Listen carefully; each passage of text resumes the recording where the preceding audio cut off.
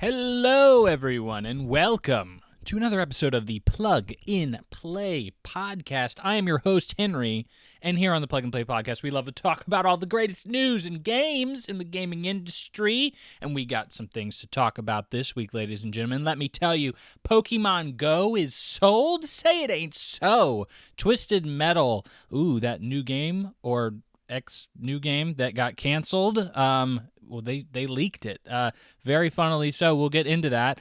And then we have some great impressions. The impression section is really the highlight of this episode, I think. Specifically, we're going to be talking about Rain Code, or Master Detective Archives. Rain Code. This is one I really want to talk about, so stick around. It's very interesting. From the guy who made Danganronpa, very, very popular visual novel series that I'm really into and has a very strong, dedicated fan base, but probably not strong enough to make this game successful. But hang around, and we'll find out if that is warranted. Before we do that, though, why don't you take a second? You can go on your favorite podcast service like Spotify, Apple Podcasts, Podcast Addict. There's several. We're there. And you can give us a review. Why not 5 stars? I mean, we can start at 5, and you can think about lower ones, but I'd really heavily encourage the 5 one. And then, maybe leave a review, and you can even send a question in to the podcast. You can have it read off on the podcast itself. That's Pug N Play Podcast 1@gmail.com. Send in your question, and you can be a part of the show. If you can't remember that, that's in the description, along with timestamps. That's a labor of love we do for you to make your listening experience just that much better.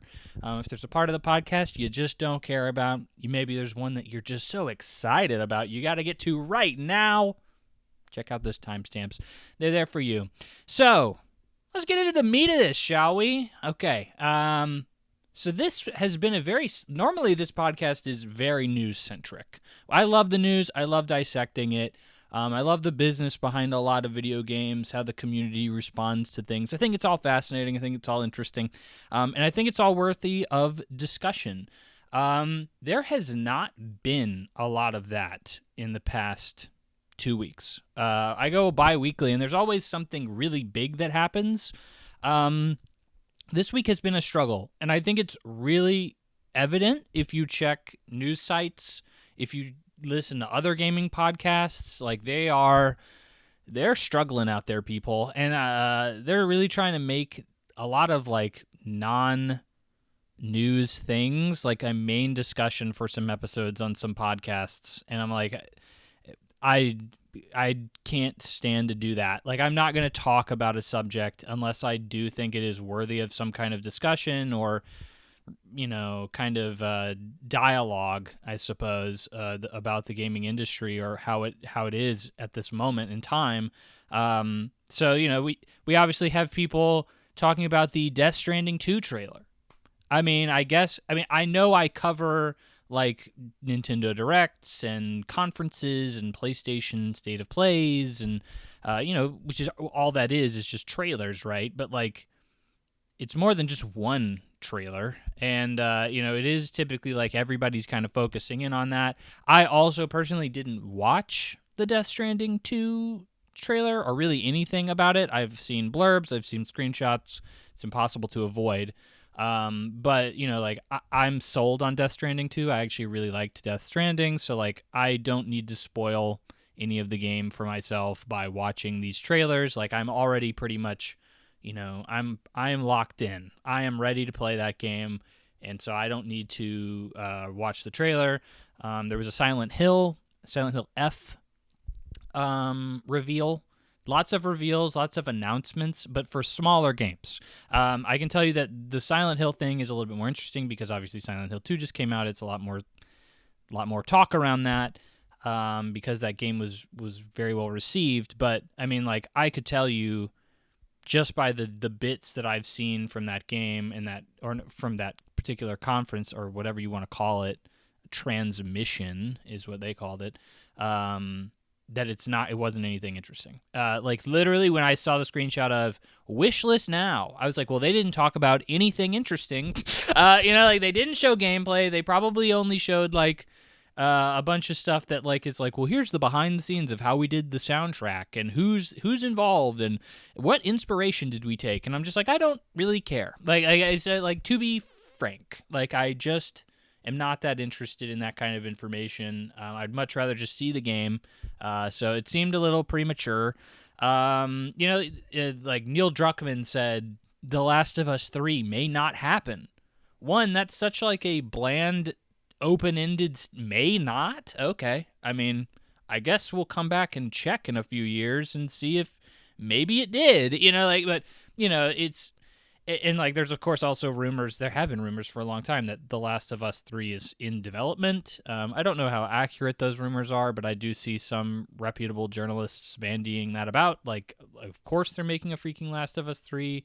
I would think it would honestly be stupid of Sony not to be investing in the Last of Us franchise right now, considering the Last of Us Season 2 or the Last of Us 2 TV show on HBO is likely going to run for a few years and will be likely very successful.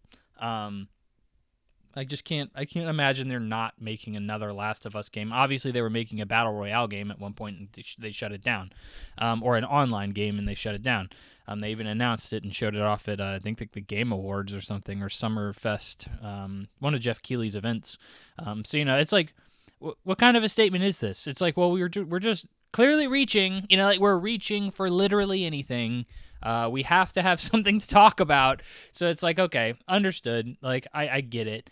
And I only have 2 news topics to talk about here. And honestly, one of them I think is really big, but like, it's not really big within the hardcore gaming community because it's about a mobile game. And then the other one is like it's more so commenting on what the community as a whole is saying about this. So I think that's what I'm going to start off with, because I think that's a little bit more of a lesser news topic here. But to start off with the small, get into the big.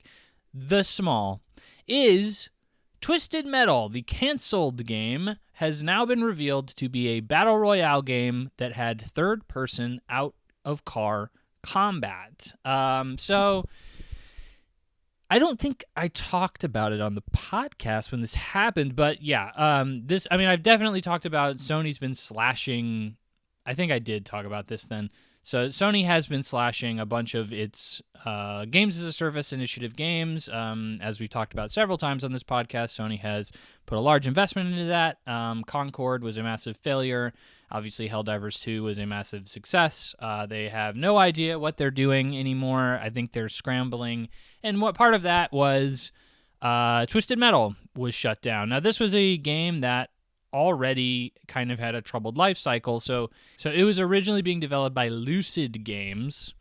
Lucid Games being the guys who made Destruction All-Stars, which is, I believe that's the name of the game, which is the car combat game that was Sony obviously owned by Sony and produced and put on PlayStation Plus day one, because it was originally a game that they, I think it was day one, but it was originally a game that they charged full price for, and they were like, oh, nobody's playing this game, and so they moved it to PlayStation Plus, and nobody continued to play that game, and then they just removed it from the store, and they shut down that studio and gave the Twisted. They were going to be in charge of the Twisted Metal reboot too. Clearly, like, Destruction All-Stars was supposed to be like kind of the proof of concept for that, kind of the gauging the waters of if they were a good fit and if it was going to be successful, the Twisted Metal game.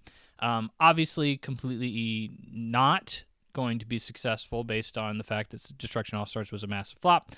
So they moved the IP or the game over to Firesprite, who's their British studio, who also doesn't really have I think they're mostly a VR studio, is what they primarily had been working on, so not a great fit for that either, and eventually shut it down, understandably so, because they were trying to make this a tie-in with the 2023 Peacock series, Twisted Metal, which was actually like one of Peacock's most watched shows.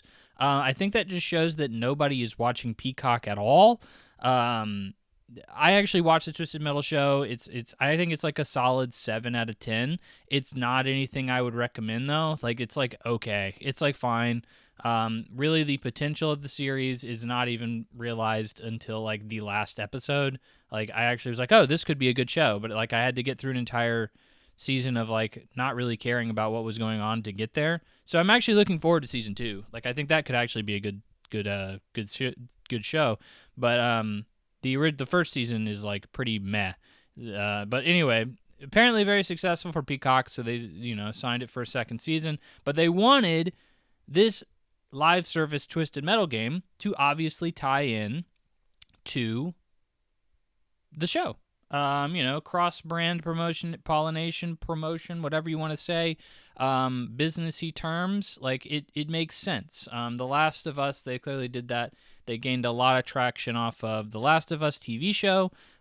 Put out The Last of Us Part 1, which was just a remake of The Last of Us around that time, and it sold gangbusters because of course it did. The show was super successful, so great marketing. They were trying to do that with Twisted Metal too.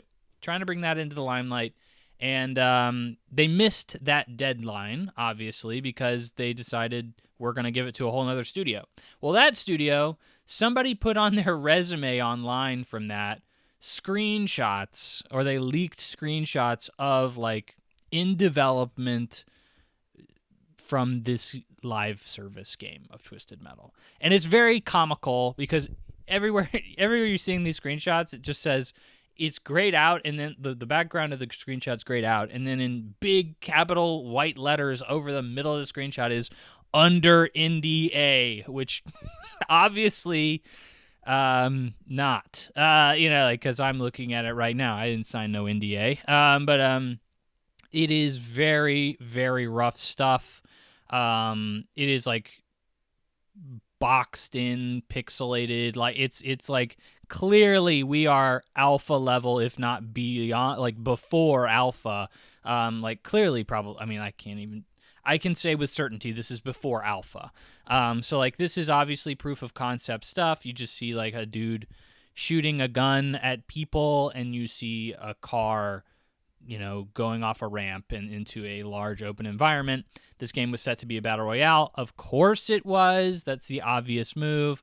And the third-person combat is really where we kind of get into the divisiveness of what people are saying here. Because let's be real. Okay, so Twisted Metal is a very popular series, right? It was a classic PlayStation 1, IP that sold incredibly well. If you go back and look at the sales, PlayStation 1, Twisted Metal 1 and 2 are considered very, very good performers for Sony. They did a great job. As the series continued, the sales kind of trickled off until Sony completely abandoned it until the PlayStation 3. They made a reboot of it, and that reboot sold horrendously. It was also a complete flop. I played that one. I've played a couple of the originals as well. I played the originals at like a friend's house. Like their dad had a PlayStation 1 and had Twisted Metal, and I went over there and played a little bit of it, and I thought it was cool. Definitely the vibes are cool. It's very heavy metal. Like if you know David Jaffe, he definitely has that kind of a personality, and it definitely seeps into a lot of his work. Obviously, also the creator of like God of War and Drawn to Death and a couple of other big games. Obviously Drawn to Death wasn't. It was another horrific flop. But anyway, he definitely has a vibe. He definitely has a personality that certainly seeps into his games. But like I played the PlayStation 3 version, and it's okay. I mean, I was never super into car combat in the first place. Just the mechanics of it is a little bit more obtuse to me than just being a shooter. I'd rather probably just play a shooter than a car combat game. But like at the time, they were like, well, clearly there's a market for car combat because Twisted Metal is such a success. Obviously, Destruction All-Stars comes out, massive flop. And I think that it is just kind of obvious throughout time. We've seen a couple of different car combat games come and go, none of them successful. Twisted Metal, no different. The IP in PlayStation 3 didn't work. And I can see Sony immediately looking at this and saying, no way. Like, is this going to be okay? Twisted Metal has shown time and time again that people don't really care about car combat anymore. And our live service initiative is like, we need to make some cuts. This is a game that has gone through multiple developers. It is still in a very early phase, and we don't know if it's going to be any good, and it probably won't be. I can imagine seeing this game and it not being... I mean, I see this being a struggle, trying to balance car combat and third-person shooter combat. Listen, I think this is the obvious move in Twisted Metal. I think if you're looking at this series and you're like, okay, how do we advance Twisted Metal? We have car combat, obviously. In the new reboot, we tried to add like a helicopter. That didn't really work out. So aerial things, no. What do? The obvious answer is you get out of the freaking car, you add a third-person combat element to this game, and it's now that. I think that's obvious, I think personally. And I think you hear David Jaffe talk about it, and you say, and he even agrees, he's like, I think that was the obvious design decision to move forward with. I do agree with people that this is like not Twisted Metal anymore. I think you move, like, Twisted Metal is strictly car combat. I think when you move away from car combat at all, or vehicular combat, you are moving in this is no longer Twisted Metal. This is a third-person shooter, and like that is just completely outside of the realms of what Twisted Metal is. I don't think it's accurate to that game's design philosophy to do that. That being said, I do think that is like the obvious move to advance the series, to make it new and fresh and bring in a new audience that may be turned off by car combat, is to obviously include a third-person element. Here's where I get a little frustrated with people, is that people are like, oh man, I hear this frequently, and I think it's disingenuous and silly. People are like, oh man, I really wish Twisted Metal would come back. I love Twisted Metal. I grew up on Twisted Metal, and I love it, and I would play that game, and I think a lot of people would play that game. People love Twisted Metal. I highly disagree with that. I think this game was a destined failure. I think car combat is passé. I think if you're saying that, you are either in a vocal minority that there are not that many people out there who actually agree with you, or you're a liar. And like, you're one of the people who said they really wanted another like Mirror's Edge game, and you wouldn't stop bugging Ubisoft, or no, it was EA. You would not stop bugging EA about getting a Mirror's Edge 2, and then when Mirror's Edge 2 comes out, you don't buy it. It's very obvious that like you clearly were the vocal minority. Like, nobody else cared about a Mirror's Edge 2. I see that as this situation. It's like, this is a vocal minority that's complaining about not having Twisted Metal, and I think clearly there's no freaking audience for it. You didn't buy it when it came to the PlayStation 3, or when they tried to reboot it. You didn't buy it when it was Destruction All-Stars, and you would not have played it if it was a $40, because I'm sure that's what Sony would have done, a $40 battle royale game with third-person, like shooter combat. I don't think anybody else would have. I think Twisted Metal as a gaming IP, I think this signals that it's dead, to be quite frank. They sick David Jaffe on the reboot. It doesn't work. They try to make a battle royale game, and they try to add some new elements to it. And, I think it's divisive. It wasn't even revealed. And I think that the community is pretty divisive about this game. I think Twisted Metal as an IP, as a game, maybe not as a TV show, but as a game, is dead. I think it does not have an audience anymore. I think the community that supports it is niche and way too small, and not like, I don't think this series has a life outside of this. I think maybe you'll see a reboot. I mean, I think maybe, but that's a long time away. Wait for your grandkids, maybe, kind of deal. And it's, if you're lucky, I think if I was Sony, I would table this series forever. I would use it as marketing material for this generation, but I would never make another Twisted Metal game unless like the zeitgeist changes completely and like people are like actually wanting car combat again. I think I'm not interested in car combat. I don't know anybody else who's interested in car combat. I would much rather play a third-person shooter game than any car combat game. Like if I'm playing like a Fortnite or something and I'm running around on the field, I don't want to get in a car. Like I want to stay, like I don't, or at least I don't want to fight in a car. Maybe I'll get in a car to get from point A to point B easier. But like I don't want to fight in a car. That's the same with any single player game. I'd much rather fight on the ground, like as a human being, than as a car. So like I don't know. The main thing I wanted to talk about here is specifically the design choice to move to third person, the failure of Twisted Metal, and specifically the community outcry of like we really need more Twisted Metal, and it's like I don't believe you. Like I just don't believe you. But I think in that instance, it's an interesting topic. But that's all I have to say about it. Moving on to the big guns, okay? This one I think is actually a pretty interesting story. Very eye-opening. Very, I'm not going to say it's questionable, possibly. I'd love to know more about this from the buyer or the seller's angle here. But big story here this last couple weeks, okay?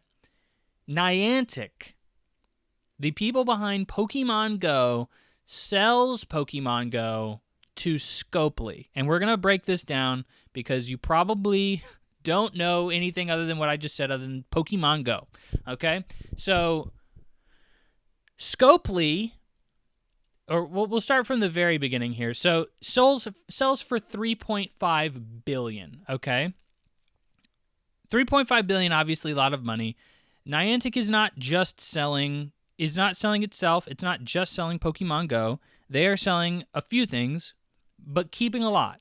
So that's where this deal is really, it's kind of up and down and all over the place. That's why I'm going to try to dissect it for you. So they're selling Pokemon Go, Pikmin Bloom, and Monster Hunter Now, along with the teams that work on all of those games. So specifically, Pikmin Bloom and Monster Hunter Now, they are basically Pokemon Go clones. They just use the Pikmin license or the Pikmin game and the Monster Hunter Now IP or Monster Hunter IP to basically have another Pokemon Go with a different coat of paint. The teams that are being sold along with them are like include everything. So if you were working on Pokemon Go in any capacity, you are now working at Scopely. So specifically, I say that as like a wide-ranging net because it's confirmed that like, so Pokemon Go is a really big deal. Not only is it's such a big deal that they have live in-person events, Pokemon Go like fests and stuff in certain areas where like a lot of Pokemon Go players go and they play and they get certain drops and special Pokemon, all sorts of that kind of stuff, right? People organizing those events are now going to be Scopely employees. They are being transferred over to the company as well. They are keeping Niantic, specifically. Niantic is keeping Purdoit. I think that's not how you say it. It's French. I think it's Purdue. I'm not a French native. I don't know how to speak the language, but Purdoit and Ingress. So I don't know jack about Purdoit, but I do know Ingress. Ingress, for those of you that don't know, is what Pokemon Go was essentially based on. Niantic kind of made their name in the industry by making Ingress. It is essentially just Pokemon Go, but with no IP associated to it. It's like I played it in college for a little bit. A friend of mine introduced me to it, and I had a lot of fun with it for what it was. Walking around campus, spinning stops and stuff like that. It's a lot easier to do that when you're working in an office for 8 hours a day, something like that. But like it is, I think it's essentially a red team versus a blue team, I think, in a way. And like you're like hacking different things to like take control of what you would know is in Pokemon like gyms. So like kind of like hubs in a certain way. It's 100% Pokemon Go. There's just no catching Pokemon. It's more so just capturing points and like basically allowing your team to be dominant in a certain area. It's still a lot of fun, and I had a lot of fun with it, but like the data that was used in Ingress to like make stops and, you know, hub points and stuff like that was transferred over to Pokemon Go. And that was like the basis for what made Pokemon Go a functional app, like from the very beginning, from day one. So if you like Pokemon Go, you need to thank the nerds that played Ingress for being dedicated enough to basically give you all that data and info on what actually would make a good Pokestop, and that's why you have those. Obviously, the Pokemon Go community like skyrocketed the data that they were able to collect and stops that they were able to make and stuff like that. But like Ingress is really where the foundation of that came from. So they are keeping those, okay? So those are the two, I'm assuming Perdoy is a game, but Ingress I know is. Those are the two games that they're keeping. Everything else, you know, like, is a completely separate venture, which we'll get to in a second. So, Scopely is the developers of Monopoly Go. Now, you, my friend, who are listening to this podcast, a very hardcore and smart and handsome or beautiful, possibly, unlikely, but possible. Not saying that you're not beautiful. I'm just saying you're probably not a woman, because this is a hardcore gaming podcast. But it is the people who make Monopoly Go. And Monopoly Go is like one of the number one mobile games on the planet. This is one of the, I think, the first or the fastest growing mobile game of all time. And it is, you're like, well, I've never heard of it. You know, like, what's up with that? It's like making $3.5 billion a year, if is my understanding. I'd have to go back and double check those numbers, but it is making boatloads of cash a year. And you're like, well, who's playing it? I'm not playing it. That's dumb. It's like your mom, your grandmom, your dad. Like, those are the people that are playing Monopoly Go. And they are giving your inheritance away to Scopely. It is known to be incredibly profitable because it is also known to be incredibly predatory in its microtransactions and very aggressive with its microtransactions. I have never played it. I just know it's an incredibly profitable game. So I can't speak too much on it. I just know it's an incredibly massive hit. So they will be folded into Scopely. Here's another interesting little tidbit for you. Scopely is wholly owned by the Savvy Games Group. Well, what's the Savvy Games Group, you may ask? Well, it is a games company that was founded a year before it acquired Scopely by the Saudi Sovereign Wealth Fund. Oh. Well, that's a little bit of a buzzkill, isn't it? So the Saudis are something that continuously comes up in, you know, they're basically like another Tencent. They're like, you really don't want them to invest in your company, but everybody's being bought by them because they're incredibly profitable.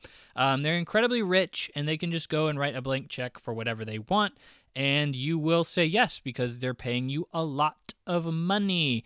The Saudis are obviously known for specifically killing journalists and having a large oil wealth, large amount of, like, one of the most rich countries in the world simply because they have a massive amount of oil.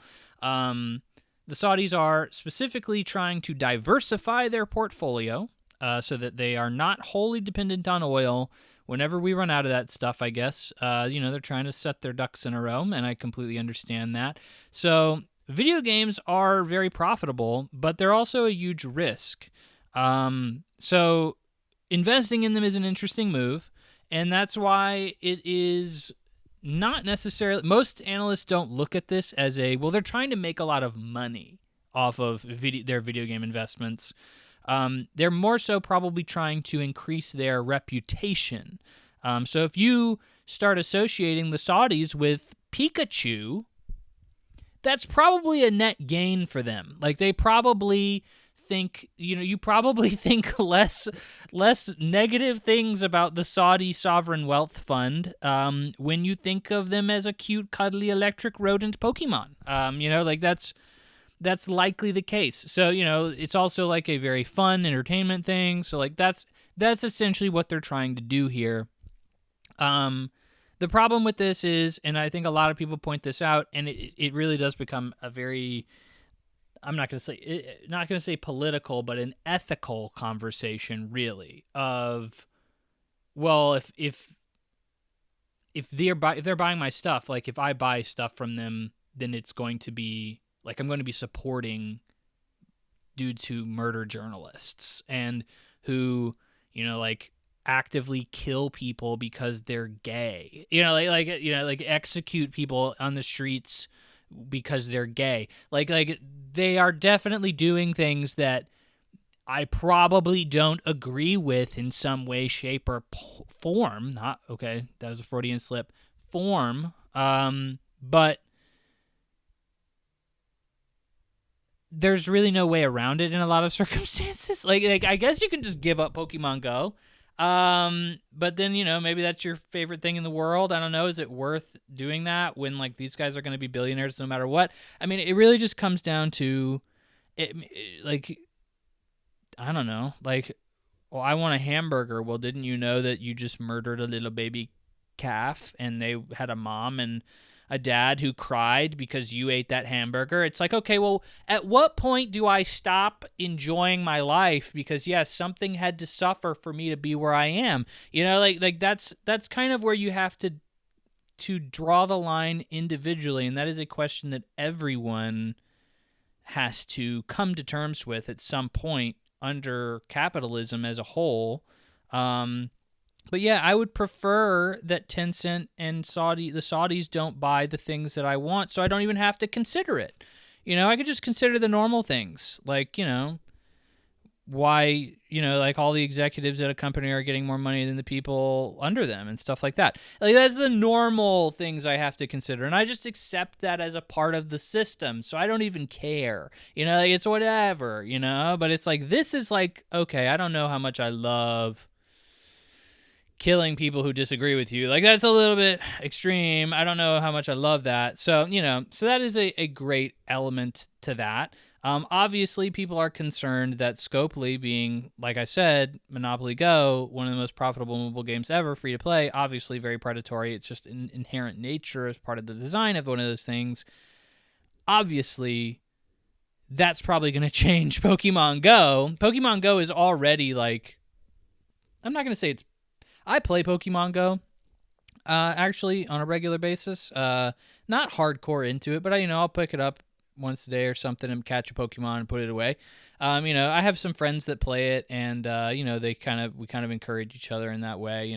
It's kind of the way that goes with these kind of games. But I don't necessarily see it as predatory. As long as you're active, as long as you're moving around a little bit in an active area, Pokemon Go is a pretty acceptable game in terms of, like, as long as you don't really put that much time and effort into it, in terms or monetary effort into it, then it's not that big of a deal. But this is a game that lots of people put lots of money into. So like, clearly I may think that, but a lot of people still feel the need to spend money on it. So like, if that could get even worse, I mean, I don't love the idea of that. So that's, something people are a little, scared. They're a little scared of. But this is where we get into a little bit more businessy side of things here. Well, we have been pretty much the entire time, but like, Niantic's gaming business brought in about $1 billion last year. Very big thing. 1 billion. That's a big number, a lot of zeros. Sold Pokemon Go, Pikmin, and Monster Hunter for $3.5 billion. So almost 4 times what they made. I initially looked at that, and I think I still kind of look at that, and I say, that's a low number, right? Because let's be real, what the frick is Niantic, the gaming division of Niantic, bringing in other than Pokemon Go money? Like how much really is Ingress, Pokemon Bloom, and Monster Hunter Now making? Like I'm sure they're making a few $1 million or, maybe $100 million a year or something like that. But like there is no shot it's making, $600 million, no way. So like it's, you're really, when we're looking at the 1 billion figure, I'm saying I would honestly not be surprised if 90% of that is Pokemon Go. Genuinely. Because I don't know a single soul that cares about Pokemon Blue or Pikmin Bloom or Monster Hunter Now. It shows. Because every analyst that you look at talking about this is like, Niantic has a golden goose, and it is Pokemon Go. And every other game that they have has not been successful at all. And that includes a Harry Potter Go clone. They made a Harry Potter Pokemon Go inspired game, and it flopped so bad that they just removed it from the store. Like Pikmin Bloom and a Monster Hunter Now, those things are actually like still are alive, like Harry Potter Go, that didn't last. I actually played Harry Potter Go. It's not the name of the game, but it's something like that, I'm sure. But my wife is a very big Harry Potter fan, and when that game came out, she really liked Pokemon Go as well. She's kind of fallen off of it now, but I was like, oh, I'll play this Harry Potter Go game with her. And like I enjoy Pokemon Go for the most part. Like I think it's fun. I thought that the Harry Potter one was not anywhere near as engaging or fun or anything. There clearly is like a magic behind those little Pokemon, those little pocket monsters. There is clearly a magic behind it. In like the Harry Potter one, you're like capturing spirits and stuff, and there were like 5. And you would just catch all 5 of them like 15 times. Or like probably hundreds of times. That like Pokemon Go obviously has the advantage of having a couple of decades of history to draw from for like Pokemon to put into your game, and a constantly expanding roster with Nintendo making more. And like Harry Potter does not have that. It does not have that extensive of a lore, and it's certainly not it's anywhere near as many things to do with in terms of what Pokemon does, duh. So, like she stopped playing it. I stopped playing it way before she did. And like, I don't think anybody lost anything by that game shutting down, but like it is even the Harry Potter IP, which typically propels things into massive success, was not enough to make these games successful. So Pokemon Go's the golden goose here. I think that, like Scopely / Saudis are going to make their money back on this investment in like no way unless it's got to be less than 5 years. Like they're going to start being in the black for this acquisition in 5 years just off the revenue that Pokemon Go will bring in. So like I think seems like a low price, but then you kind of get into the wishy-washies of this deal, and it's a little bit more complicated than that. So it's not just the $3.5 billion that they're getting. Obviously, a huge cash influx is great. $3.5 billion is a lot of money, but you also have a lot of investments. So Niantic is also getting a large chunk of investment into Scopely. And Scopely is buying a certain amount of investment into Niantic Spatial, which is something I haven't mentioned, kind of alluded to, though. If you've been very astute, if you've been listening very closely, I've been kind of alluding to Niantic Spatial, which we'll get into now. Niantic Spatial, you're like, okay, so they just sold their golden goose. What the frick does that mean? It means that this company is no longer Niantic. It is Niantic Spatial. Niantic Spatial, so one thing you may not have, you kind of heard me allude to, but I didn't say they sold this. They still have all the data that they got from all the people playing Pokemon Go and Monster Hunter Now, all that other stuff. They still have all that data, all that mapped out data, all that everything. So if you didn't know, you're tracked on everything you do on your phone. Obviously, if you haven't heard that, I would do some Google searches on that. It is very interesting for you to know. But you are being tracked on everything you do, everything you say. Your phone has access to that. Niantic is very interested in your geospatial data, which is essentially where you're walking, where you're going, what you're looking at, all that other stuff. I mean, if you play Pokemon Go, you'll know that you get like a daily or a weekly challenge that if you spin a gym or if you go close enough to a gym, which is like an interactive, like spot specifically, like you're like a specific important building or location could be a gym. It'll say, hey, we'll give you an extra 5 Pokeballs if you go up to it and take a picture of it for us. So you then obviously take a picture of it and they'd say, this looks good enough. This is exactly what we're looking for. And they'll give you your Pokeballs. They have all that data. So what they want to be in the future is an AI mappable world application. So they are moving into the AI space to specifically enhance GPS capabilities. This is where I really start questioning what the long-term goal of Niantic is and how this is going to work. So you have the only thing that's making you money is this game called Pokemon Go. And you want to do something different with all the data you've gotten from this game, which, by the way, you're now selling, so you won't be able to use it anymore to create or to gather data with millions and millions of active users on a regular basis. You are getting rid of that for a large cash influx, and you are now relying on things that have not been anywhere near as successful, and you're moving into a space where your main competitor is Google, okay? Like, Google Maps is obviously the thing I think of when I think of, like, the main thing to go to for, like, a GPS, like, kind of information about the world around me kind of deal. Like, Google has that info. Like, they are dominant with that kind of stuff because they're tracking everybody who uses Google Maps and, who reviews things on Google Maps. If you give something a 5-star review or something like that, it's constantly updated by millions and millions and millions of users. If not possibly, I don't know if billions, but maybe billions of users.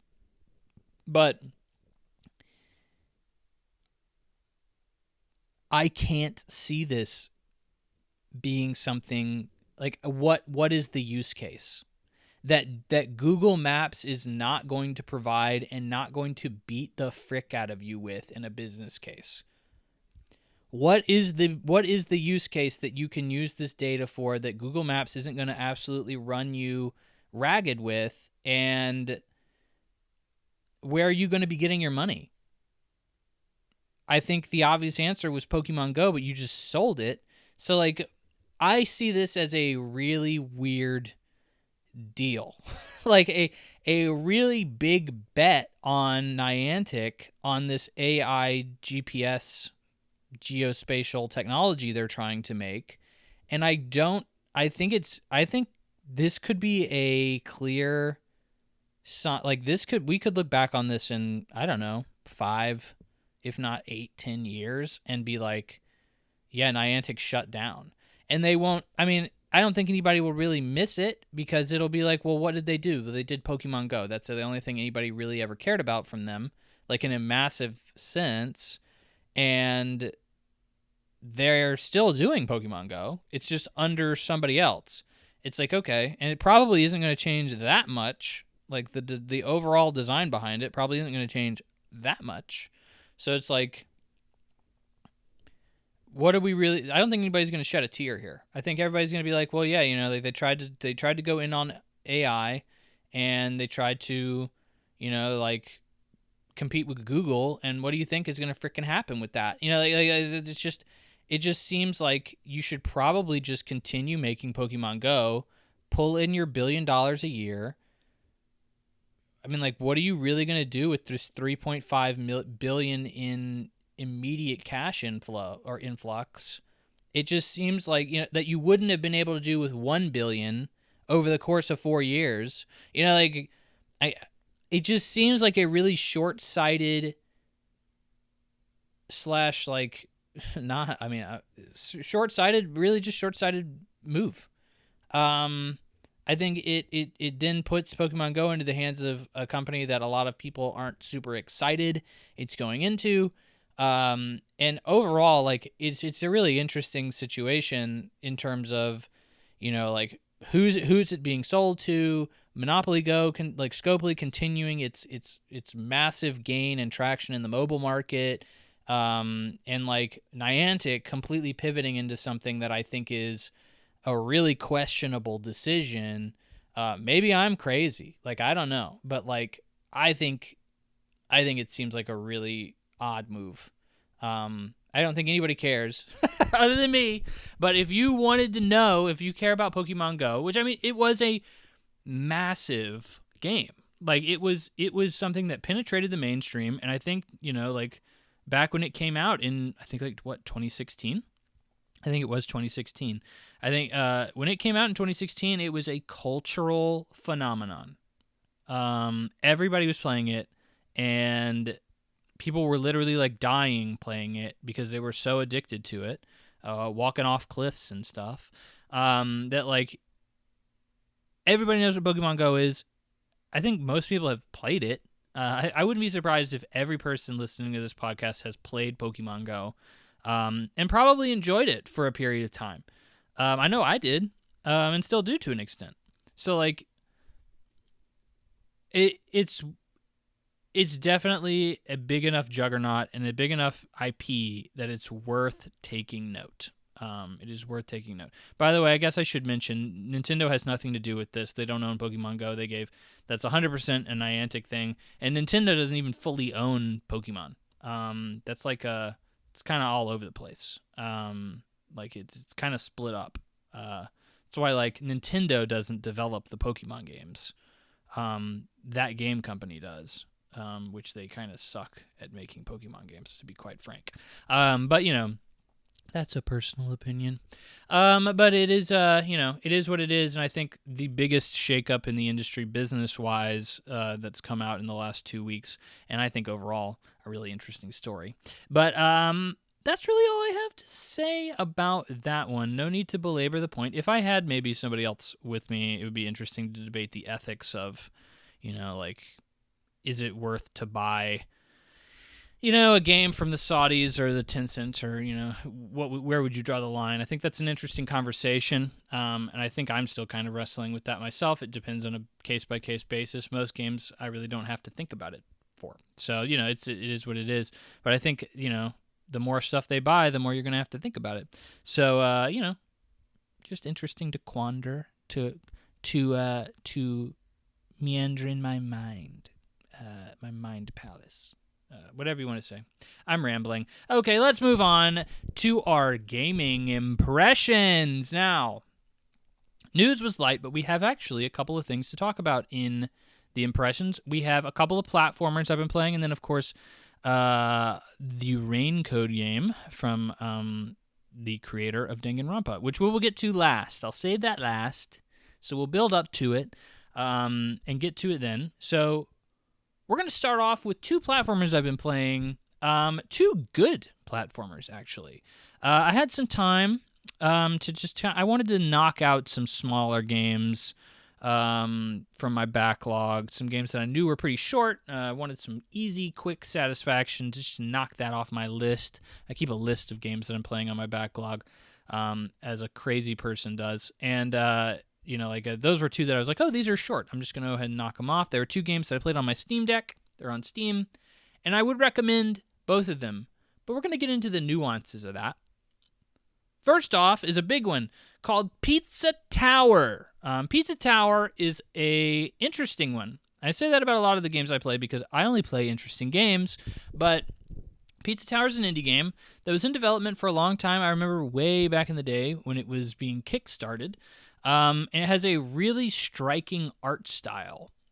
Specifically, it's like a cross between Ren and Stimpy, like a really cartoony, zany, like old school cartoon, and like Microsoft Paint, which is a really interesting combo. It kind of looks like everything was like a crudely drawn meme, and there's definitely a lot of like meme-inspired jokes and zaniness in this game for sure. But it is a 2D platformer where you play as Peppino, the pizza man who has to traverse the daunting and evil pizza tower. Get to the top to just, I guess, I don't know. It's never really fully explained. There's like an evil pizza, and you need to like fight it. But yeah, story obviously not the big thing here. What is that the platforming is inspired by the Wario Land series. I never played a single Wario Land game, but this is apparently a series that a lot of people really freaking like a lot. Because this is not the only like Wario Land clone that's come out recently, and that is Anton Blast, another well-received game, actually. That is exactly a clone of Wario Land. So Wario Land is primarily kind of, if you look at Wario Land, the things that you'll notice that you'd say, oh, well, this is clearly what it's kind of cloning, is like you run in those games, you build up speed, you kind of bust into walls, and then when you get to the end of a level, you have like a timer or a countdown, and you have to run all the way back to the beginning of the level. And that is exactly what you do in Pizza Tower. The movement is based a lot on speed and jumping around, and specifically kind of mastering this movement style, which is very different than a traditional 2D platforming game. Specifically, like, I'm used to a wall jump. I think most people are kind of used to wall jumps in 2D platformers, or even 3D platformers to an extent. This game has a wall jump, but in order to even go onto a wall, you have to be running at a specific speed. So that's where I think, obviously this is a like one-to-one copy of like a Wario Land game. If you go back and look at those, that's obviously what it is. But I think a lot of Sonic the Hedgehog DNA is in here too, because it really does have an emphasis on these 2D platforming elements and speed.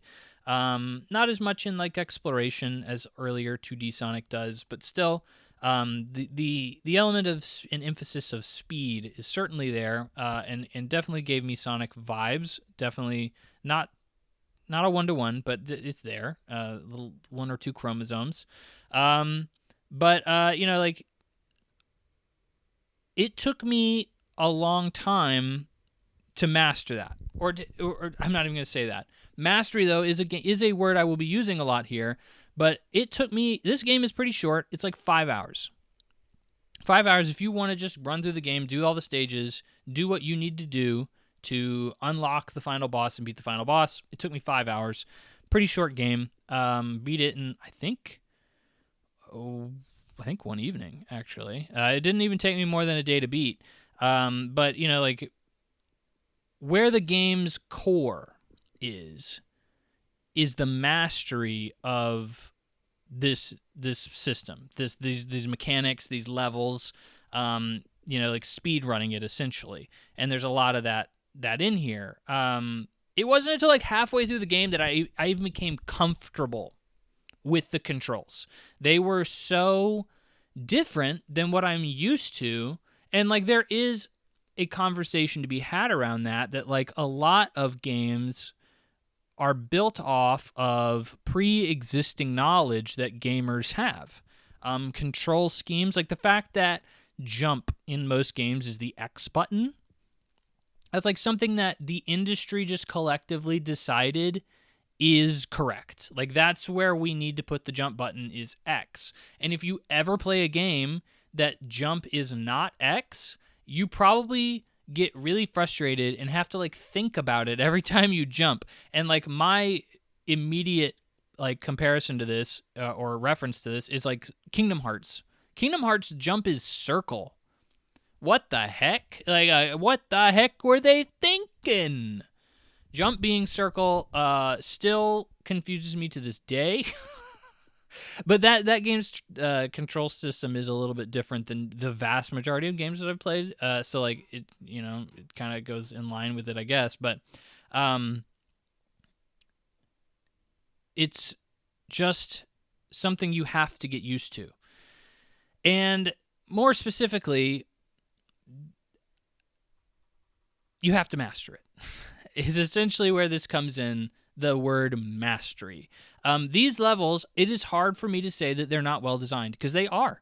They're very well designed, but they are something that the first time I went through each one of them, I was like, this is really frustrating. I don't know how to navigate this. I would constantly bump into walls. I couldn't maintain my speed because I was like, well, what, I don't know what's coming up next, I'm just because I hadn't played the level before, obviously, and the game has such an emphasis on this momentum and speed that I would constantly crash into walls, or I'd be going too fast, I couldn't react fast enough, and I would get stopped, and I would have to build up my momentum again, and, I could see this being incredibly, I don't know why I'm having a brain fart here. Not pleasing. I mean, that is a correct word. Satisfying. Oh my gosh. I can see this being incredibly satisfying if you have run through these levels 2 or 3 times. And there were, in the later levels, I died a couple of times and I had to start the level all the way over.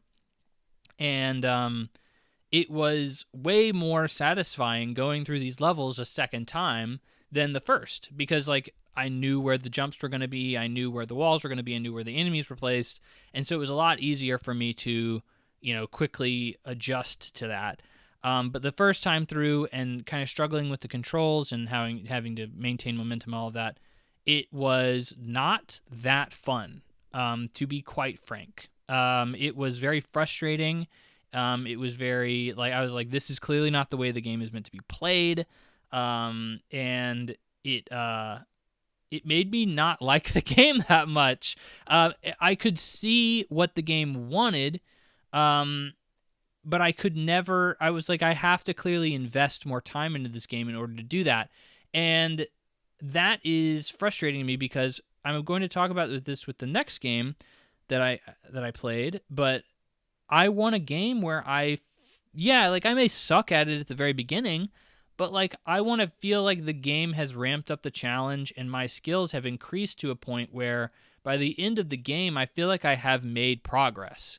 And the progress that you make in Pizza Tower is not, oh, well, I know how to jump better and I know how these mechanics work more and therefore I'm more adept at traversing these levels. It's, well, I just need to memorize the levels. I need to know what's happening in these levels first before I even have a chance of being good at them. And that means you have to go through the levels multiple times. And I understand the satisfaction in that. I mean, this game has a lot of extra modes to it. A speedrunning mode, once you, there's a mode where you finish the level and then you get back to the beginning and you have to do it a second time. There's obviously high scores you're trying to get at the end of every level. There's very hard to reach ranks at the very end of there's multiple ranks I never even got throughout my entire time playing the game. Obviously a lot of collectibles to try and add to your score and so on and so forth. That's where the game is here. That's where your value is. That's where the mastery of this game clearly is where the bulk of it is. So I look at this game and I'm like, I know the developers had a lot of love for this.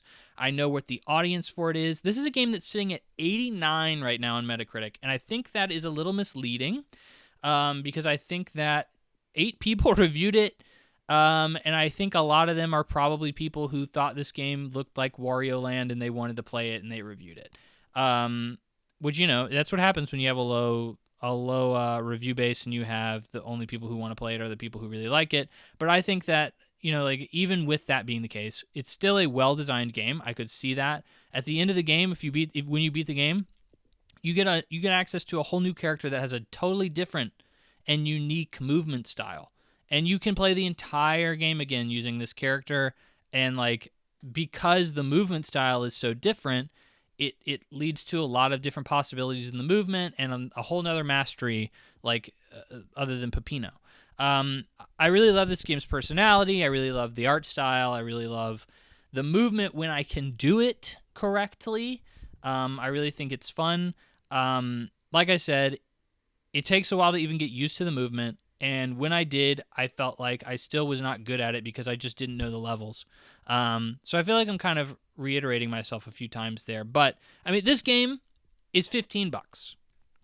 It's $15, and it's very short, so you really don't have a lot of monetary investment for it, and you don't have a lot of time investment for it. So I think it's still a recommend. Like, if you look at anything at Pizza Tower, if you see a trailer for it and you think it looks cool, or if anything I said here sounded like, oh, well, that's my game, I think this is a easy recommend, an easy buy for you. And, I mean, I give it like a solid 8 out of 10. And that's not bad at all. But it's like, I wish I could have had more of what I am typically looking for in a platformer, which is the mastery of just the base game. You can give me harder challenge within the platforming, and I'd be a little bit more okay with that, rather than, like just mastering a few levels from A to Z. But anyway, that's Pizza Tower. Next up, I played another platformer because I am the platforming king. I have tried to establish my reputation on this podcast as the platforming king, and I am that because I played 2 platformers over the past 2 weeks. Another really short one on my Steam Deck. This one, even more niche. But by God, is it very nice. And that's Corn Kidz 64. Kids with a Z. Corn with a C. Corn Kidz 64. Corn Kidz 64 is a 3D platformer, so we moved from 2D to 3D here, and it is clearly trying to be very reminiscent of like old school N64 games, obviously based on the 64 in the title.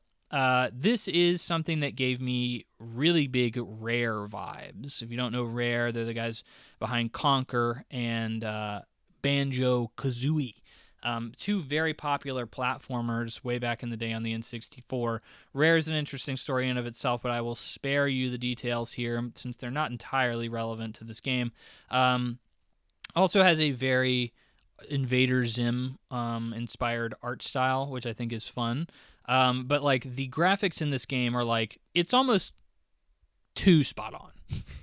Like at one point you run through like some mud or something and like it splatters everywhere as you walk, and I vividly was like, that is exactly what it looks like in like Conker's Bad Fur Day when you run through like poo or whatever the case is, it is really spot on with its N64 era art style. I think it is really great.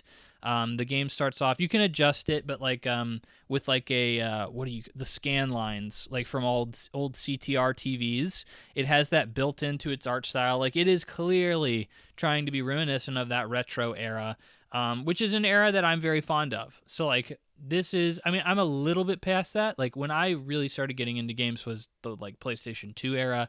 So this is still a little bit before my time, but I definitely have childhood memories of going to friends' houses and playing N64 games and stuff like that, Mario 64 and the like. So, like I definitely have a nostalgic bone for these kind of games. But this game has really solid movement. Obviously, like I said, it's not like Super Mario 64 levels of movement. It's not trying to be that.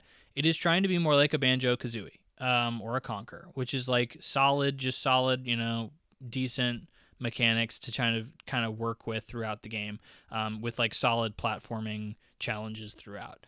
It's a satisfying movement. I really thought it was smooth and fun to jump around and run around. And honestly, like this game gets kind of hard, especially in the end game, which I did not do much in the end game.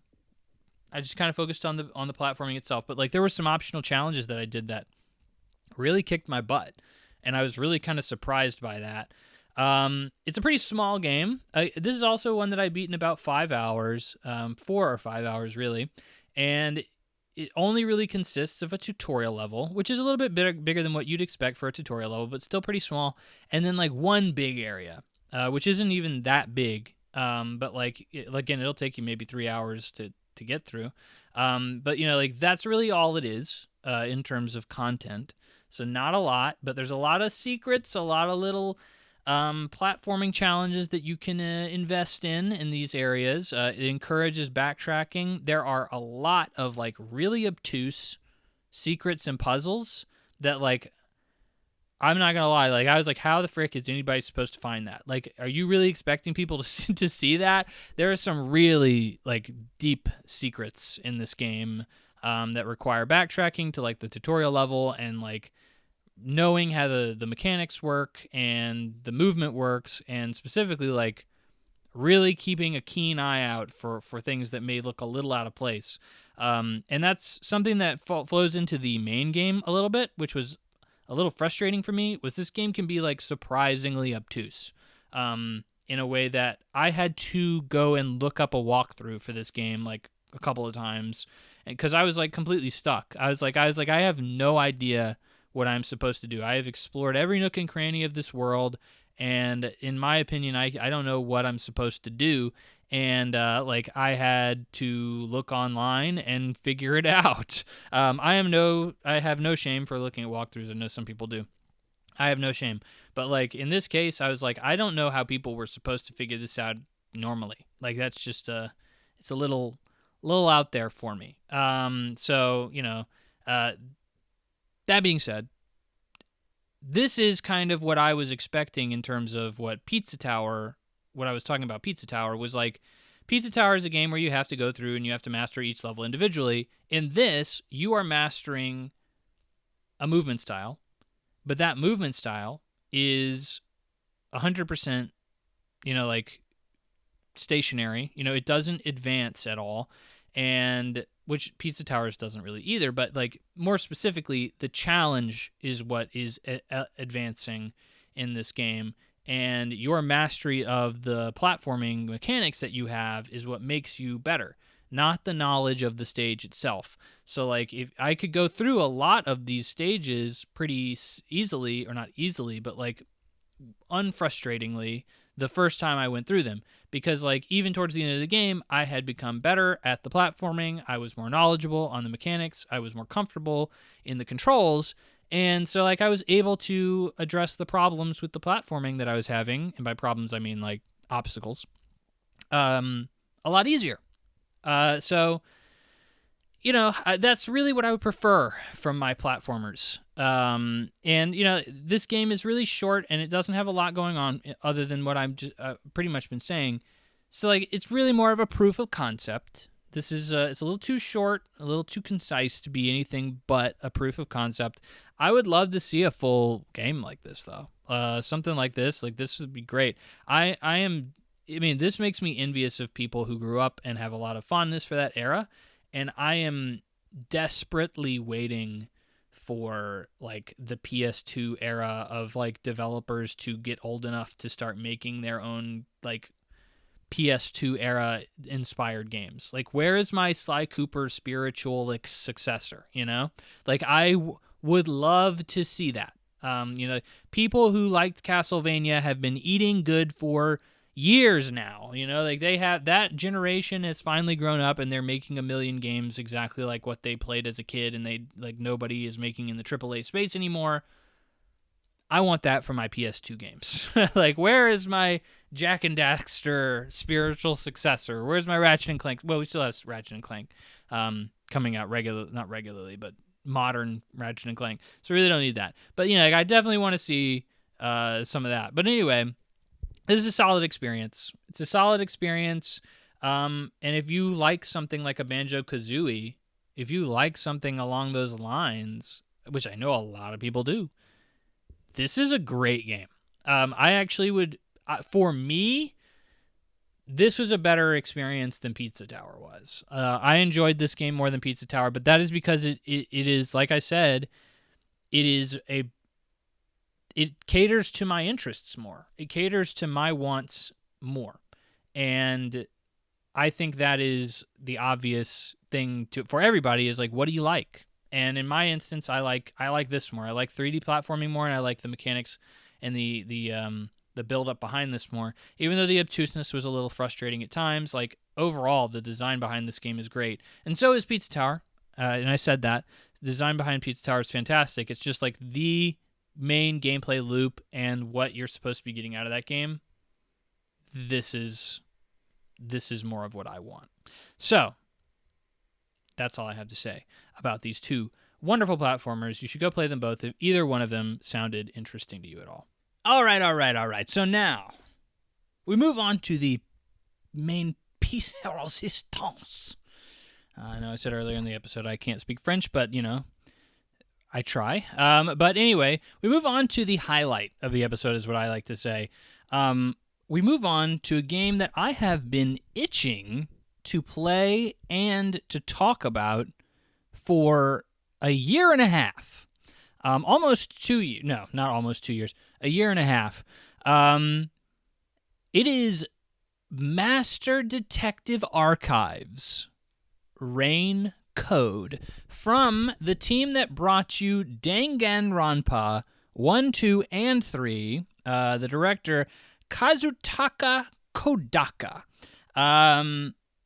We have a new game, a new IP, and I think that there's a lot of interesting stuff here to talk about because I am a big fan of the Danganronpa series. That's an entire conversation in and of itself, but to give some context, because this is incredibly similar, or it has a lot of connections to Danganronpa, obviously made by the same people, but it is a mystery-solving, similar, same art style, same composer, very similar storytelling, obviously, a lot of twists and unexpected happenings, subversions of your expectations.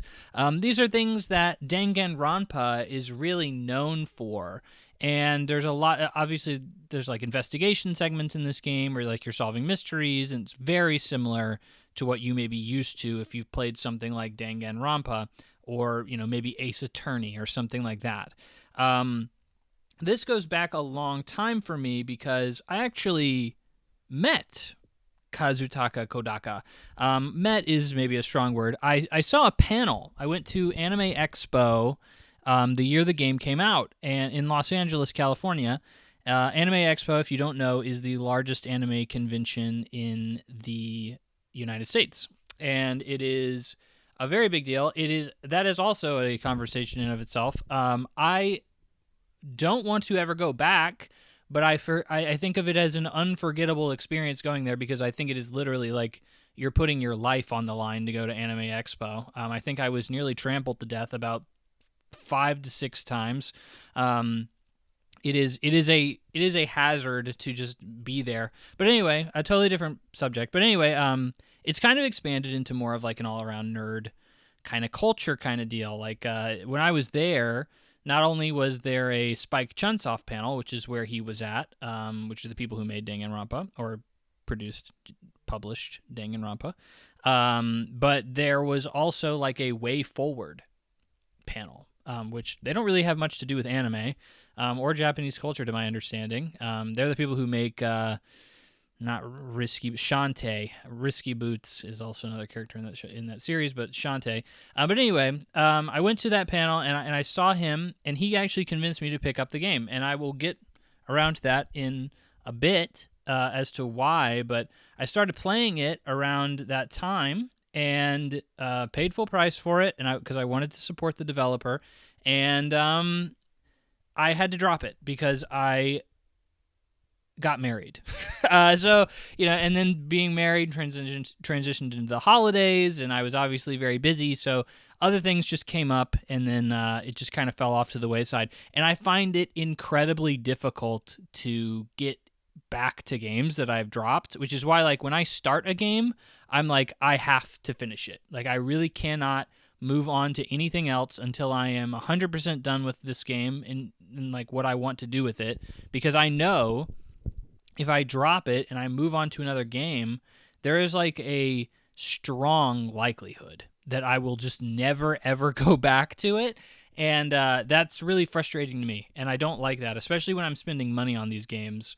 If it's like a free game, it's like a little bit different, but or a lot different, I'd say. But when I'm putting a lot of money down on these things, like I want to get my full, my money's worth out of it. So I want to keep playing it, or at least beat it. And so I felt really bad about that, and I put it down, and I had a lull right now, obviously. Not a lot that I'm interested in is coming out, but I was like, I got to go back, and I got to finish Raincode. I finished the first 2 chapters, and I put it down, came back to it just about a couple weeks ago, and I finished it. And it is a really... I feel like I need to talk about this game, because who's talking about this game? I don't think it sold well. It did not review that well, but like I love Danganronpa. Danganronpa, if you didn't know, is a series, a death game series. So it's essentially it's a visual novel for the most part. It's a visual novel, and you are stuck in a school with a lot of other kids, and each chapter, one kid dies. The only way to get out of this school is if you murder and get away with murdering one of your fellow classmates. So every single time a chapter happens, you lose a kid, and then you have to go into a trial to figure out who killed them, and then that person dies if you are able to solve the mystery correctly, which of course you do because it's a on-rails visual novel. But there's elements of it where you're investigating and then interacting with the characters, and then of course solving the mystery, which is the big gameplay focus of it, is specifically solving the mystery. But I love that series. It's got a lot of character, a lot of personality, a lot of fun storytelling. It's a bit long in the tooth. It's a visual novel, so it's like reading, and I don't read so good, so like I'm not huge into the visual novel aspect of it, but I think everything else about it is incredibly appealing, and it went on to be very, very successful. All the games did very well. They made 2 anime series off of it, a spin-off third-person shooter, and you will see somebody cosplaying as a Danganronpa character at any anime convention that you go to. It is a cosplay staple to dress up as one of the characters from the first game, a blonde girl. I won't go into depth on her because she's it's a little bit of a plot-sensitive thing, but you see her everywhere. She's a main character in the series overall. So like it's kind of very present in both the video game industry and the anime industry, specifically the anime side of things. So I was very interested after the creator said he wanted to take a break from Danganronpa. So what specifically happened here is he left Spike Chunsoft. He was under Spike Chunsoft, and he left. And he took a few of the guys, like the composer and the art director and stuff, he hired them on to work at his new studio. And he started working on several new games that he was like not really given the permission to work on, but wanted to work on anyway. So he started working on those games, and a lot of them are actually coming out right now. Tribe 9 just came out, which is like a free-to-play game that I've heard like it has very bad reviews on Steam. Apparently the monetization is absolutely horrible there. And then another one, I think the Class 100 or something like that, is another one that's coming out shortly that also looks very Danganronpa. I mean, you look at his art style and you know that this is the guy that did Danganronpa, absolutely.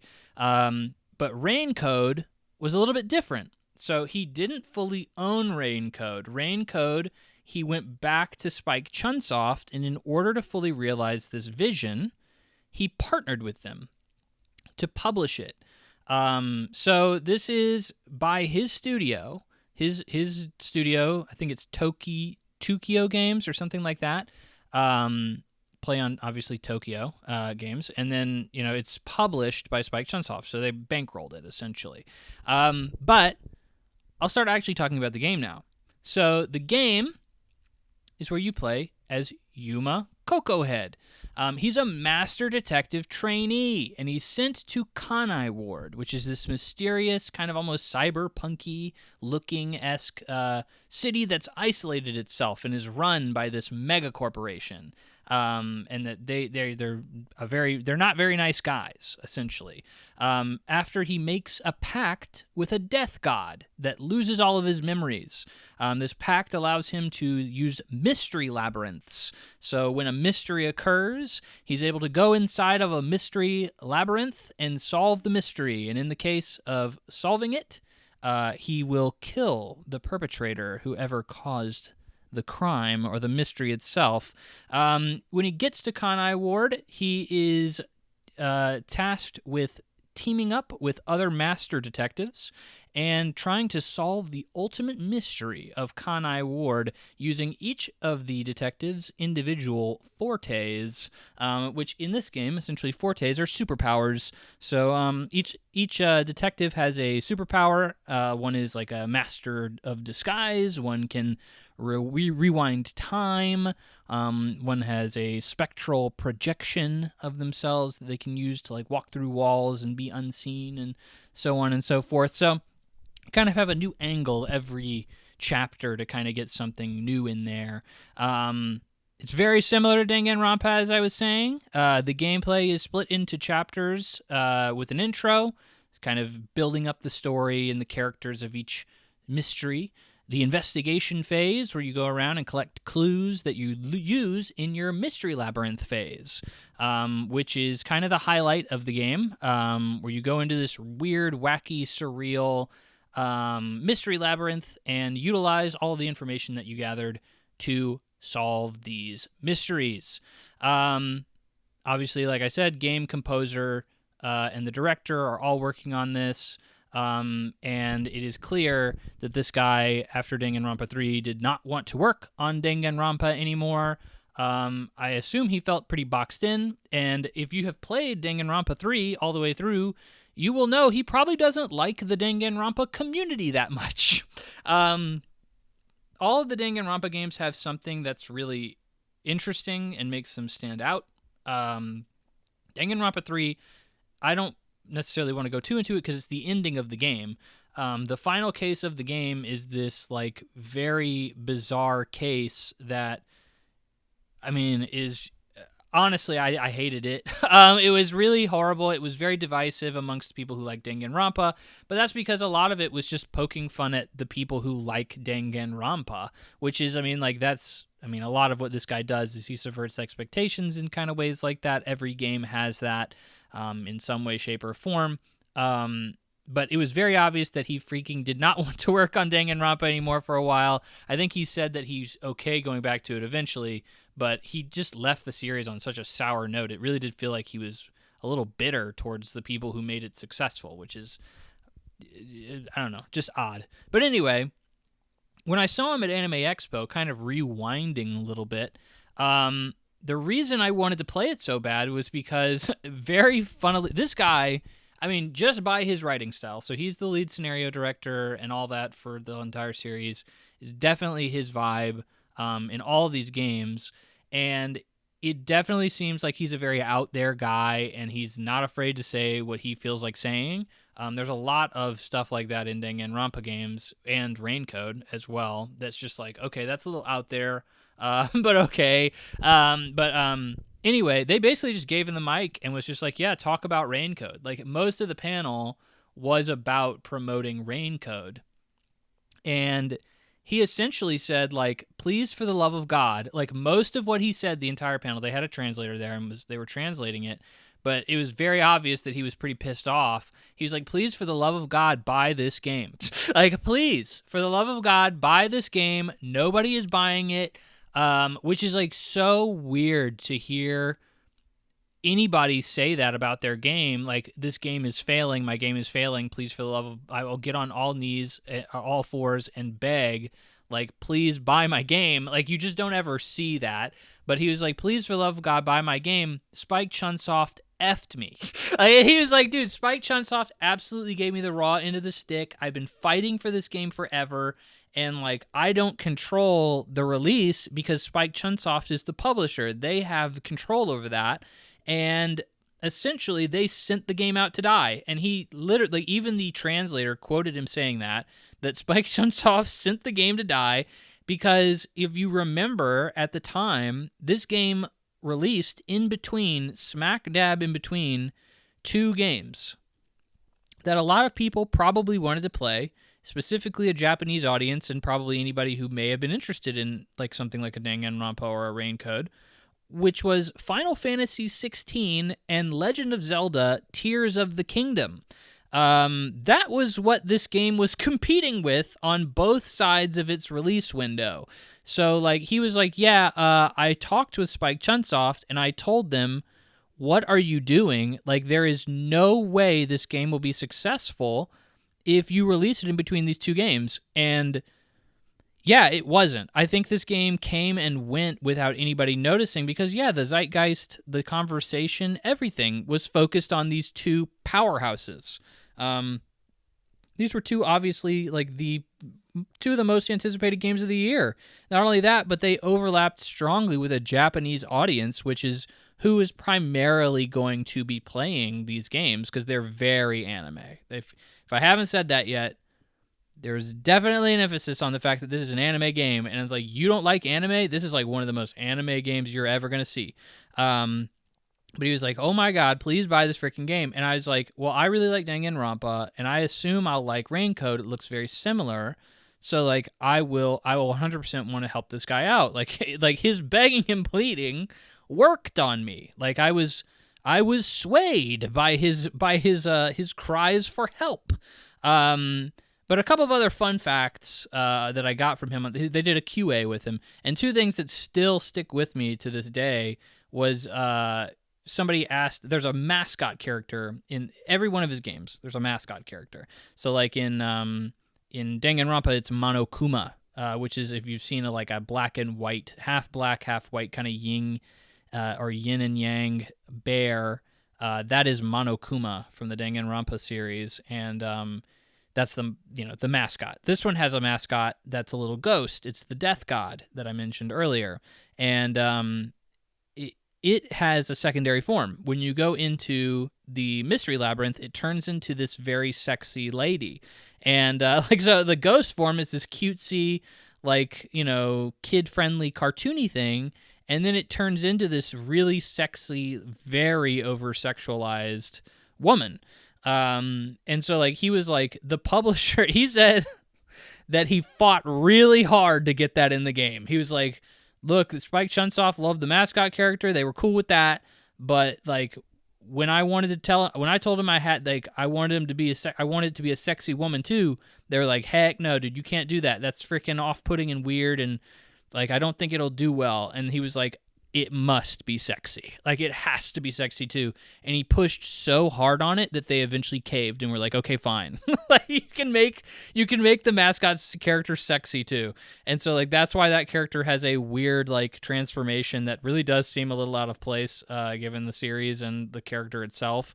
And then another thing was, somebody went up and asked a question, and I remember feeling stupid because they asked the question. I was like, well, of course I already know the answer to this, but the question was, for every one of his scenarios, he was like, the question that was asked was, do you think of the character first, or do you think of the murder, how that murder happened, and then work backwards and then make a character that would be capable of making that murder happen?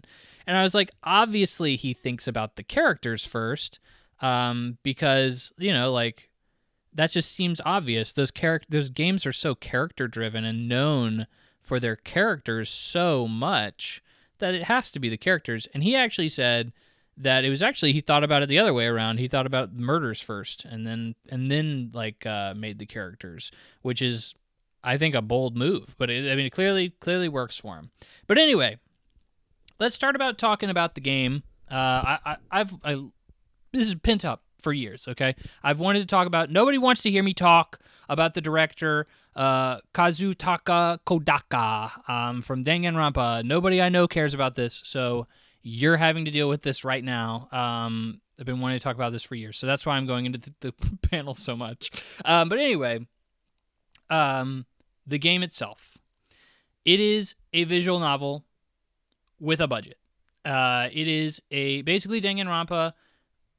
Lots of talking, Ace Attorney, lots of talking, but in 3D. You walk around an environment, You gather, clues in 3D. You talk to people in 3D. You have environments you're walking around, side missions which suck. But there is way more going on here than like a Danganronpa, especially like budget wise. You can tell, because obviously a visual novel is way easier to produce than a 3D game in general.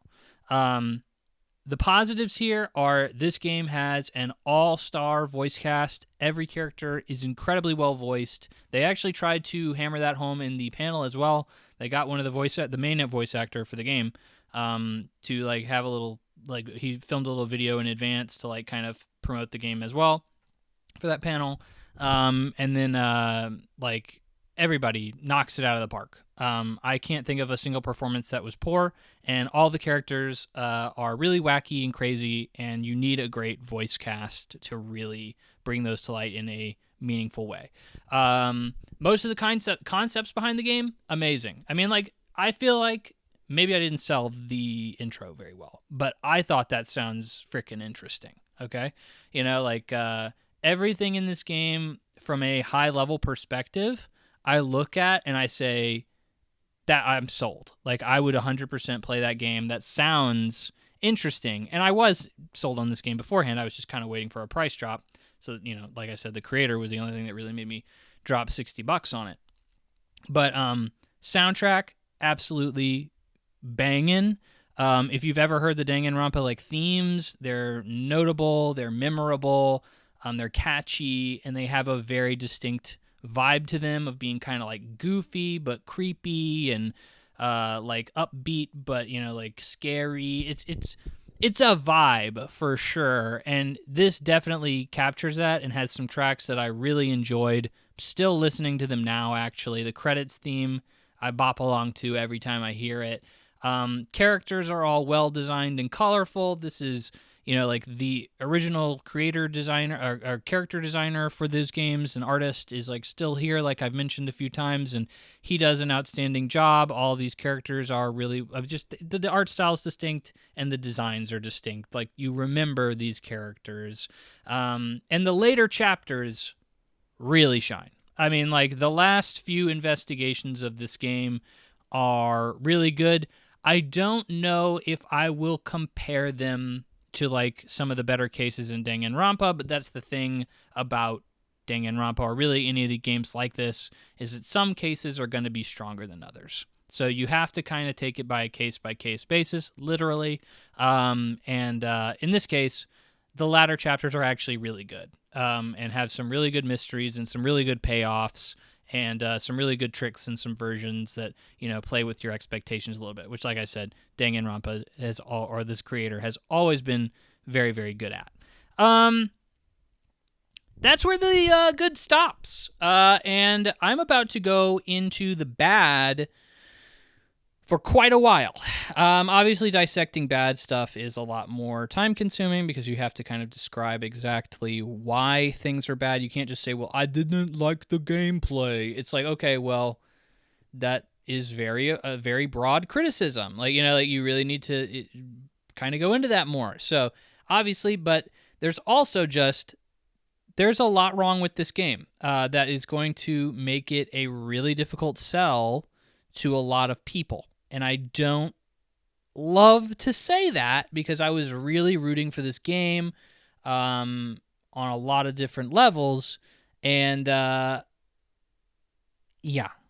let's get into it. First off, and I think something that you'll notice very quickly in this game is that it looks and runs like garbage. Not only does this game look dated, its frame rate, and I am not even a frame rate slob, okay? Like, I will play a game at 30 frames. I don't really care. Like, it for the most part, it's fine. It is an inconsistent frame rate. It is a sluggish frame rate, and it genuinely gave me a headache before I got used to it. Like, the first couple of times that I played this game, the first couple of sessions, I was like, I genuinely had a headache playing it just because it was so blurry and sluggish, and I hated that. Character models, like in-game character models, not necessarily the 2D drawn ones, but the in-game character models and environments are archaic. This genuinely looks like an early PlayStation 3 game, and not even just an early PlayStation 3 game, like a PlayStation 3 game where like the developers did not know how to develop for the PlayStation 3. And if you know what I'm talking about, you know what I'm talking about. But it's just supposed to emphasize this game looks dated and unsophisticated. It is not very pretty. It is very poorly made technically and aesthetically. The game quickly runs into issues, being long-winded and talkative. I know this is a like visual novel game, but I feel like a lot of conversations move very slowly. I feel like a lot of conversations are long-winded. This is not necessarily something that's uncommon for this creator. He often gives characters a lot of fluff dialogue to kind of give them kooky things to say or fun things to say or whatever, and that's not necessarily out of place here, but it is very long-winded and talkative to a point where I thought it was going a little above what it needed to. At one point, my wife actually came in, and I felt so bad for this. She was trying to show an interest in video games for me because she's a wonderful woman, and she was like, "Oh, I want to come in and watch you play a game." And I was like, "Oh, well, I don't know if you want to watch like this one, like, maybe not this one, babe. Okay." And she was like, "Oh, no, it's okay. Like, let's see what's going on." And she left. She left because she was like, "This is way too long-winded and boring. Like, I am not enjoying this." And like most of the time, I'm playing some big action game where it's like probably fine to watch. Like it's almost like playing a movie.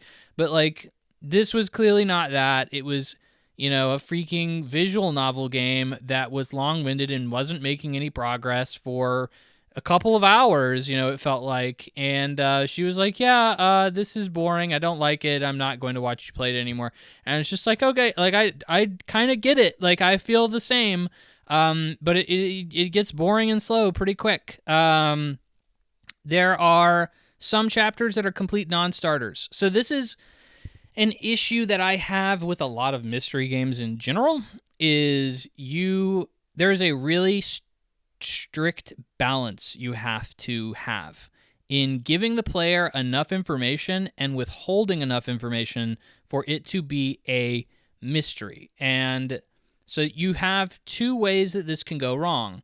You have issue number one, which is where you give the player too much information, and then it's like, well, I already know what the answer to all of this is. Like, this is no longer a puzzle, it's just a story. You've told me the story, I know how it happens, and I don't need any kind of confirmation on that. Like, I already have it.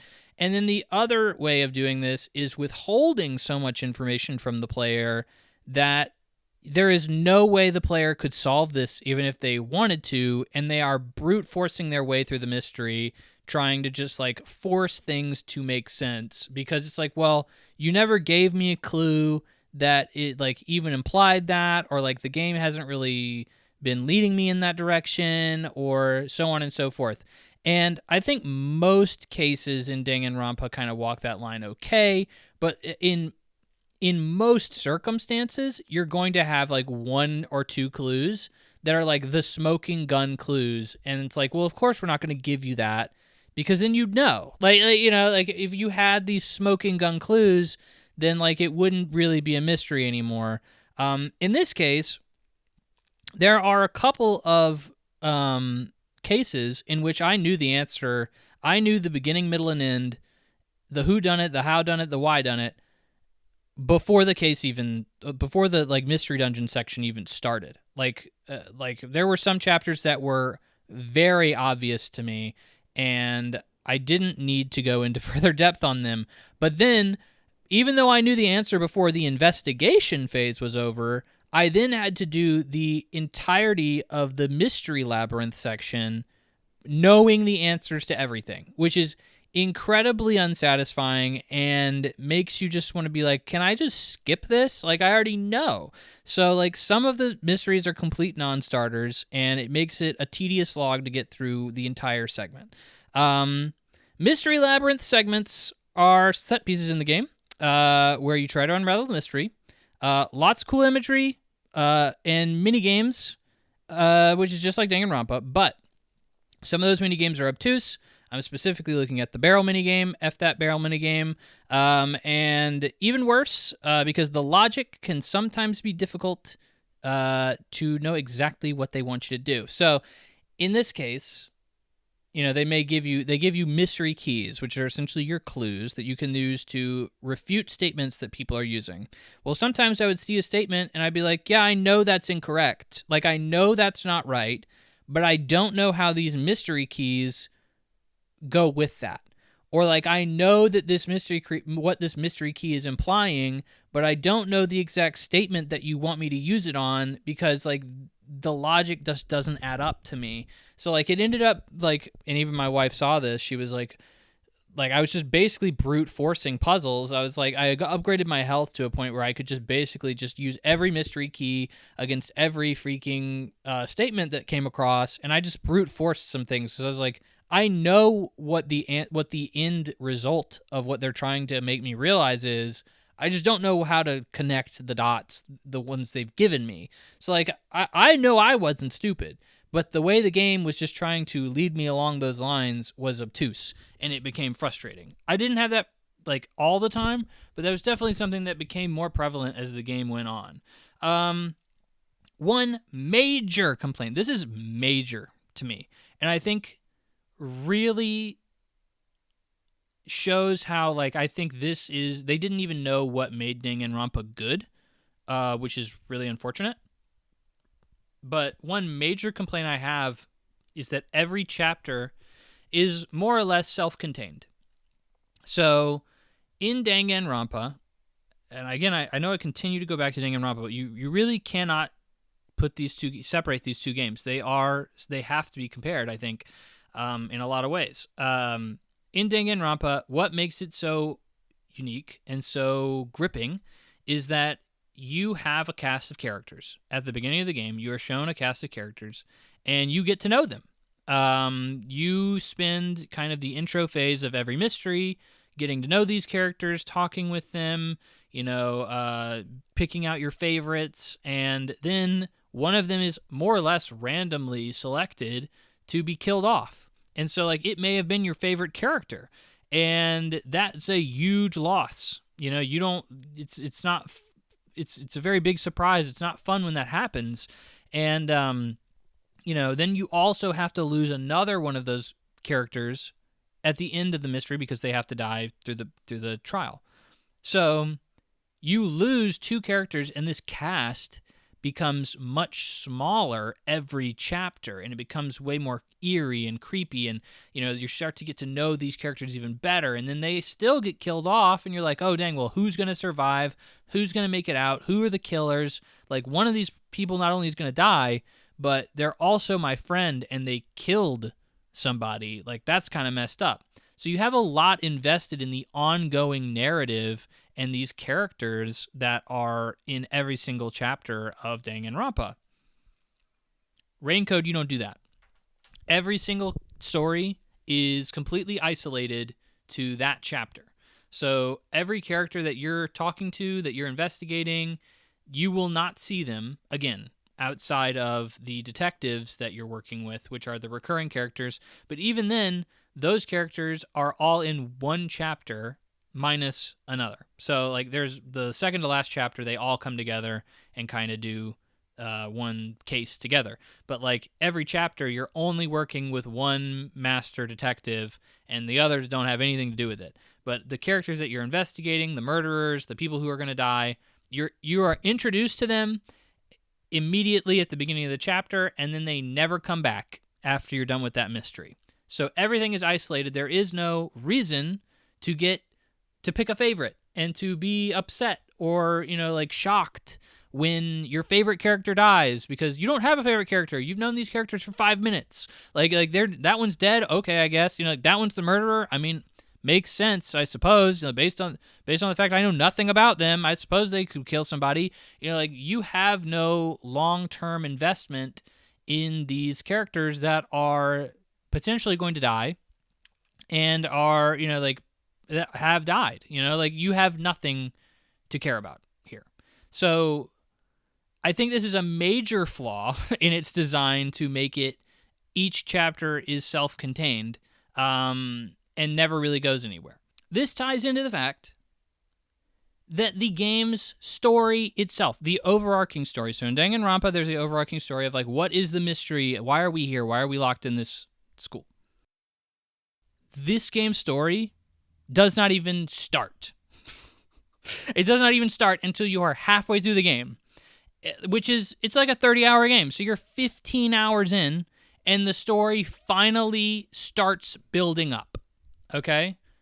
Then you get to the end of the game, and it's like, okay, now the overarching story is actually important. So, like, you have no overarching story here. And if you're looking for a reason to stick around, there's really not one, because you have these individual chapters that are segmented off and that, you don't care about, because of course you don't, because there's no through line for them. Everything's pretty segmented off, and then the overarching narrative doesn't happen until halfway through the game, and it doesn't even get decent until, like, the last chapter. So you're like, what am I here for? So, like, I felt so bored through, like, the entire middle ground of this game. I think the first chapter is good. I think the last 2 chapters are good. I think everything in between is like this, like, what are we doing here? Like, let's speed this up.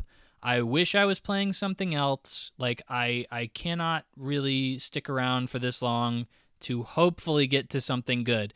And I think a lot of people are going to feel that way. They're going to be like, well, I'm not really having that much fun here. I'd rather be playing something else, and drop it before they get to the best chapters of the game. And then when they eventually get around to that final overarching narrative, which is the final case, is like solving that overarching narrative. It's like, I don't know, like, I feel like we haven't talked about this that much, so this feels a little forced. Like, I feel like we haven't really talked about it enough to be like, well, this is your climax. It's like, okay, well, I feel like we really just started talking about it, so it's a little odd for us to be putting that much emphasis on it. And this overall leads to a product that feels like it didn't even realize what Danganronpa or, like, the audience really wanted. This is a guy who clearly cares about mysteries, which is great. And there's definitely, that's a super overarching theme here, but, like, it is not what makes Danganronpa necessarily great. It's definitely the death game element. It's definitely the characters. The mystery is certainly there. That's certainly a big element, but I don't think it's your number one. I don't think it's your number one. And you take out your number 1 and number 2 with this game, unfortunately, and you just kind of focus on the third best thing in Danganronpa for this game. So it's, like, not that good. So, at the end of the day, characters are charming and kooky. There's some decent mysteries to solve. And overall, I left feeling satisfied. I know I feel like I've said nothing but bad things about this game. The last 2 cases are good. It ends on a positive note for the most part. And I remember finishing the game and being like, I freaking can't believe I didn't like this game. And the further I get away from it, the more those really positive moments in the series or in the game stand out, and, like, the highlights that stand out, and, like, the bad things kind of fade off into the distance. And I think that's kind of what happens for me in Danganronpa, is, like, I don't remember the cases that are not very memorable, and the cases that are very memorable, I mean, like, I think about them all the time. Like, they're some of the highlights of like any visual novel that I've ever played. So, like, I feel like that's kind of happened with me and Raincode for a bit. So I'm satisfied, but I think that's as a Danganronpa fan, like, I already was primed to like this game, I think that if you are any other person, if you are any person other than a hardcore Danganronpa fan who already knows what this is going to kind of be like, and the tone and the characters and the story, I think it is a really hard sell for a general audience. And I think a lot of what's going to happen here is you're going to play, even if you somehow get into it, if you're not like dedicated to it, the first half is going to scare you off. The first really half to two-thirds of this game, you're going to be like, I don't know, man. Like, this is not. I'm not really having that great of a time, and you're gonna bail, and you're gonna say this game's mid as frick, and I don't blame you, and I honestly don't blame you. It's a slog to get through, and I think like I am a very strong supporter of saying you cannot say, well, it gets real good after 20 hours. Like, I think if you say that, you are silly. You should not, like, that's a horrible recommendation. Like, everybody knows that's like a very popular thing to say about like Final Fantasy 13. It's like, well, it gets good in the second half of the game when you're 50 hours in. It's like, okay, well, that's a little silly to expect people to put like 20 hours of their life into something that sucks in order to get something good that's like maybe 10 hours. Like, that is, I think, uncharitable to the person's time and their money, and you can easily find something that is going to give you a good experience from beginning to end. There are enough games out there, there's enough entertainment out there that you can find something like that, and I think that you cannot do that. You can't have a game that is not good for so long. So this is a hard to recommend game. Not a hard recommend, like I have the past two games I've talked about on this episode, but a hard to recommend game. This game did not review well. It is, I think, low 70s, and it's for obvious reasons, like I've mentioned this entire time, and it did not sell well, as evident by the creator telling me that. As evident by the creator literally telling me and begging me that the game did not sell well and I need to buy a copy, which I did at full price. There's also DLC for this game because, of course, they're trying to milk it. Apparently, the DLC is highway robbery. It's like you essentially get a chapter for each master detective that you have come in contact with for in each chapter of the game, and apparently it is like 5 minutes of content for like $5. It's like super short, not worth your money. I considered buying the season pass because I assumed I was going to love this game, and I'm really glad I didn't. This was originally, I played it on the Switch because it originally came out on the Switch, and it eventually was ported to other consoles this year. And nobody cared about it.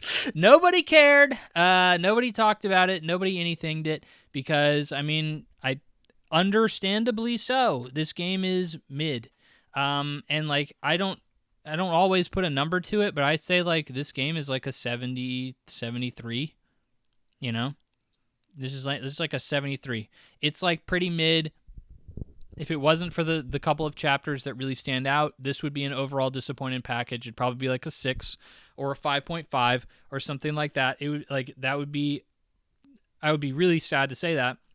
Because like I said, I really wanted this game to be good.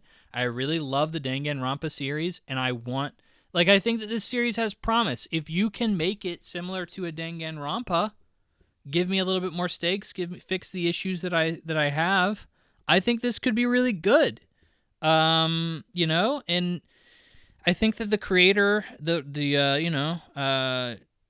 Kodaka, Mr. Kodaka, he has the ability to create some really awesome stuff and write some really good stories. I think it's kind of divisive, a lot of his stuff, but I think it is overall good. And I think overall this game is good. I think it's just a lot of bad. You gotta slog through before you get to the good.